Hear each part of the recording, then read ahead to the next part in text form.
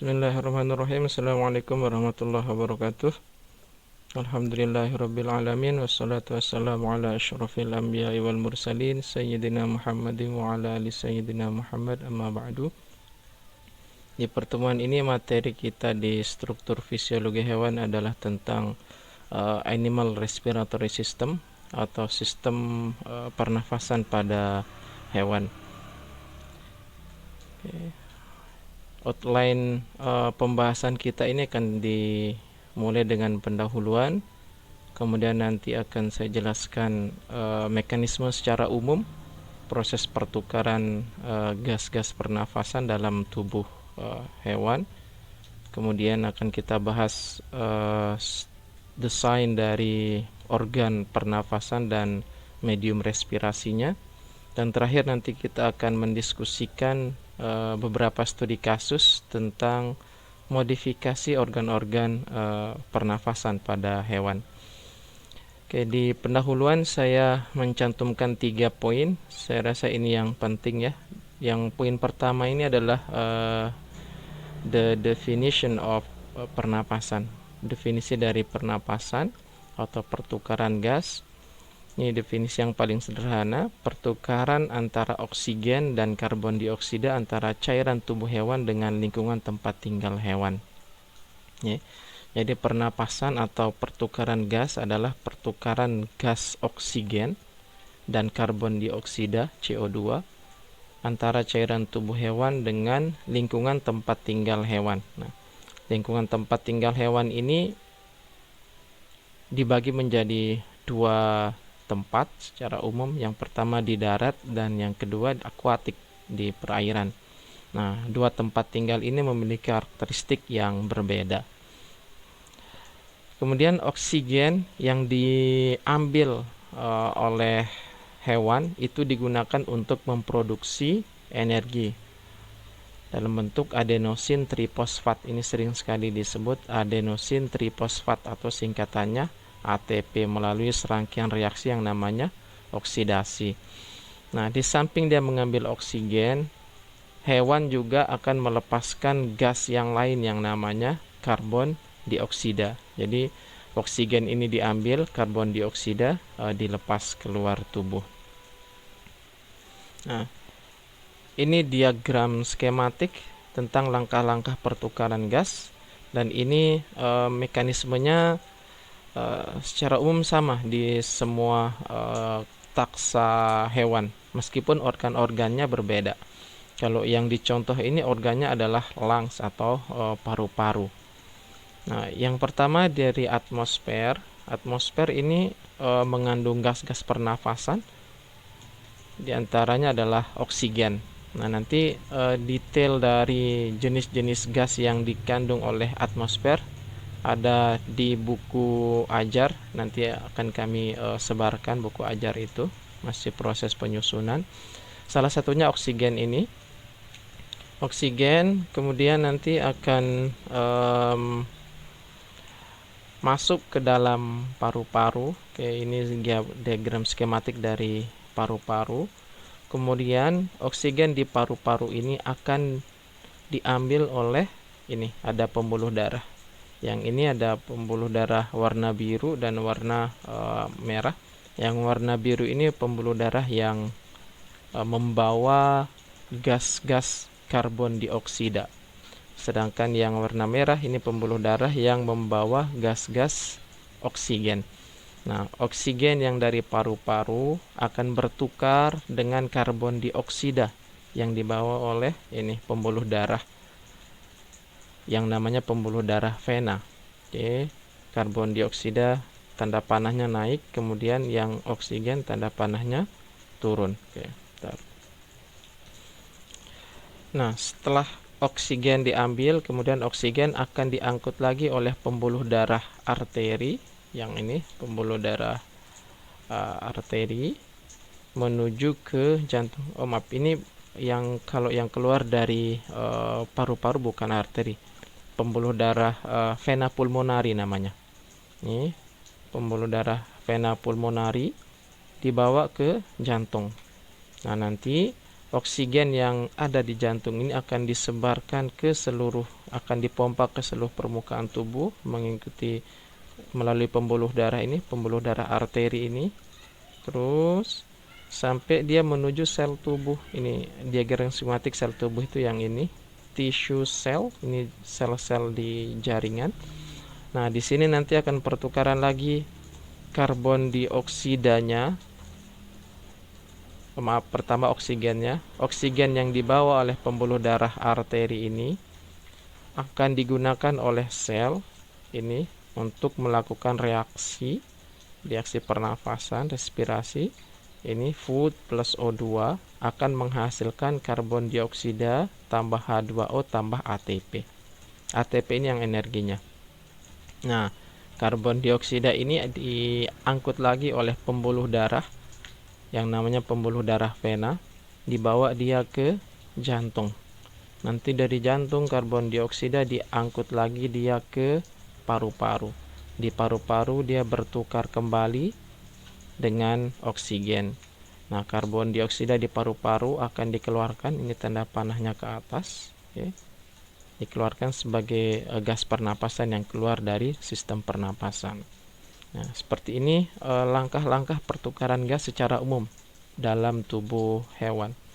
Saya ulang, oksigen dari atmosfer masuk ke paru-paru, kemudian nanti terjadi pertukaran gas di paru-paru antara oksigen dengan karbon dioksida. Oke. Oksigen akan diangkut oleh pembuluh darah vena pulmonari yang ini menuju ke jantung. Kemudian dari jantung diedarkan ke seluruh tubuh. Kemudian oksigen digunakan untuk melakukan reaksi pernapasan, menghasilkan karbon dioksida, H2O dan energi. Karbon dioksida ini akan diangkut kembali oleh pembuluh darah vena menuju jantung. Kemudian dari jantung diangkut lagi ke paru-paru, dan di paru-paru terjadi pertukaran kembali. Karbon dioksida dibawa keluar, kemudian oksigen diambil oleh pembuluh darah. Oke, seperti ini langkah-langkah pertukaran gasnya. Oke. Nah, ini outline yang selanjutnya, desain organ pertukaran gas dan medium respirasi. Medium respirasi ini ada dua, ada medium respirasi berupa air dan berupa udara. Nah, desain organ pertukaran gas ini maksudnya arah pembuluh darahnya, susunan pembuluh darahnya terhadap medium respirasinya. Jadi ada 4, A, B, C, dan D. Kalau yang A ini desainnya namanya uniform pool arrangement. Uniform pool arrangement. Jadi ini ada pada paru-paru mamalia. Desain skematiknya seperti ini. Ini ada paru-paru. Kemudian ini ada gas oksigen yang masuk di paru-paru. Nah, ini ada pembuluh darah yang ini. Ada pembuluh darah.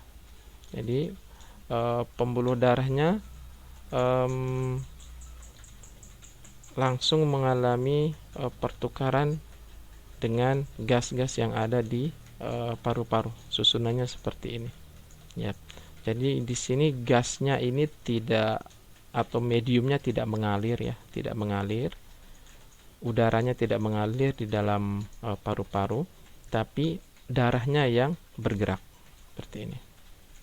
Darahnya yang bergerak. Nih, oke. Yang B ini desainnya namanya counter current arrangement, desain yang melawan arus.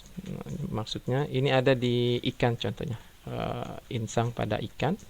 Ini ada air masuk melalui insang, kemudian pembuluh darahnya ini dia berlawanan arah dengan airnya. Jadi airnya masuk dari kiri, arah darahnya dari kanan. Ini sini. Nah, ini jadi dia melawan arus seperti ini. Ini tujuannya untuk memperbanyak oksigen yang bisa terambil oleh darah atau bisa diikat oleh darah. Nah, kemudian yang C ini concurrent arrangement. Kalau yang ini kebalikan dari ini. Ini dia searah dengan jalannya air. jalannya medium respirasi yang berupa air. Airnya dari kiri, pembuluh darahnya pun aliran darahnya dari kiri juga. Nah, kalau yang terakhir yang D ini cross current arrangement, ini sama-sama dari kiri arahnya, medium respirasinya ini tapi berupa udara. Ini ada di burung, di udara. Kemudian arah udaranya dari kiri, aliran darahnya pun dari kiri, namun dia akan mengalami pertukaran silang di sini. Jadi kalau yang ini dia hanya searah, kalau ini pertukaran silang seperti ini. Oke. Ini 4 desain organ pertukaran gas pada hewan. Nah, organ-organ pernapasan sebagai outline yang ketiga ini ada 3 secara umum. Yang pertama adalah bisa menggunakan permukaan tubuh, kulit. Ini digunakan oleh filum protozoa, porifera. Nah, ini sudah belajar kemarin di zoin, Coelenterata, sebagian besar pelatih helminthes atau cacing pipih, yang contohnya planaria, nematoda, rotifer, dan beberapa annelida, amfibi dan ikan. Ini ikannya belut contohnya ya. Kemudian ada organ pernapasan berupa insang dan paru-paru. Kalau yang permukaan tubuh ini dia sistemnya difusi, jadi sangat sederhana, langsung pertukaran di permukaan kulit antara oksigen dengan karbon dioksida. Nah, akan kita bahas lebih dalam yang ini, organ kedua dan ketiga, insang dan paru-paru. Oke. Nah, insang ini morfologi insang. Tidak semua bagian saya tunjukkan, hanya bagian-bagian utama ada 3. Ini yang putih ini yang melengkung. Ini namanya lengkung insang atau Arcus branchialis. Kemudian yang ini seperti lembaran ini yang warna merah. Ini lembaran insang atau filamen insang. Kemudian ini ada semacam gigi-gigi atau duri-duri yang tumbuh di lengkung insangnya. Ini namanya Gillraker. Nah, semua bagian-bagian ini memiliki fungsi masing-masing dan mereka mengalami modifikasi bagian-bagian ini, entah itu panjang Arcus branchialisnya, jumlah Gillrakernya, atau panjang dari lembaran insangnya. Nah, yang unik di sini yang ini, yang berwarna merah. Ini kenapa dia berwarna merah? Karena disinilah terjadi tempat pertukaran antara gas oksigen dengan karbon dioksida, itu dia di sini.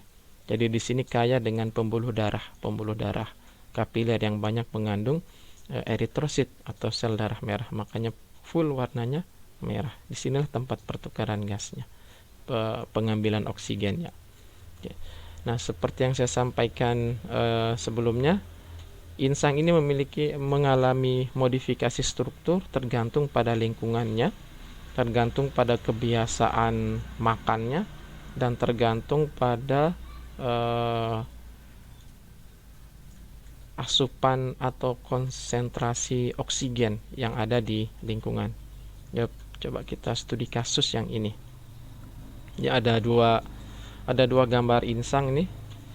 Ini morfologi insang sangat dipengaruhi oleh kondisi lingkungan. Nah, ini studi kasusnya seperti ini nih, untuk mengasah critical thinkingnya, kemampuan berpikir kritisnya. Analisis gambar berikut, kemudian tentukan perbedaannya, apa bedanya strukturnya ini, dan mengapa keduanya harus berbeda, apa tujuannya sehingga berbeda. Yang sebelah kiri ini adalah insang dari ikan nila, sedangkan yang ini insang untuk ikan lele. Coba dianalisis struktur apa yang berbeda.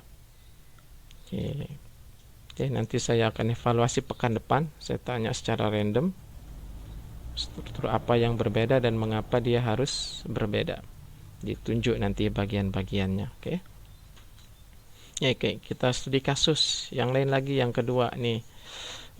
Kondisi Danau Segeranak yang ada di Rinjani itu kondisinya sangat berbeda dengan kondisi perairan di dataran rendah.